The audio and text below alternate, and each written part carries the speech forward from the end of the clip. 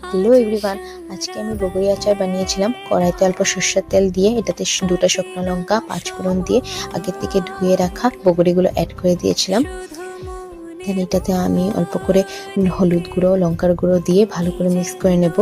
বগরিগুলোকে আগের থেকে ফাটিয়ে নিতে হবে যেহেতু কি এটাতে সারা মশলাগুলো লেগে যাক। দেন আমি অল্প নুন, বিট নুন অ্যাড করে দিয়েছিলাম। মিক্স করে নিতে হবে ভালো করে। দেন আমি আগের থেকে গুড়ের রসটাকে আমি বানিয়ে রেখেছিলাম, এটাকে আমি এই কড়াইটাতে অ্যাড করে দেব আর ভালো করে মিক্স করে নিতে হবে যেহেতু কি পুরো গায়ে মশলাটা লেগে যায়। দেন দেখবেন যে এখানে পুরো ভালো করে জাল এসে যাবে।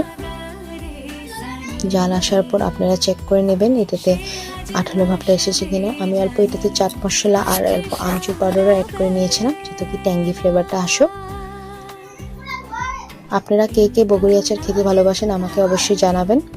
আমি আগের থেকে শুকনো খোলায় ভেজে রেখেছিলাম গোটা জিরে, গোটা ধনে, পানমুড়ি, শুকনো লঙ্কা। এটাকে আমি লাস্টে অ্যাড করে নেব আর ভালো করে মিক্স করে নেব।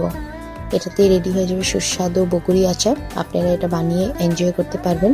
আপনারা বটলে এটাকে স্টোর করে রেখে আরামসে এটাকে যখন ইচ্ছে তখন খেতে পারবেন।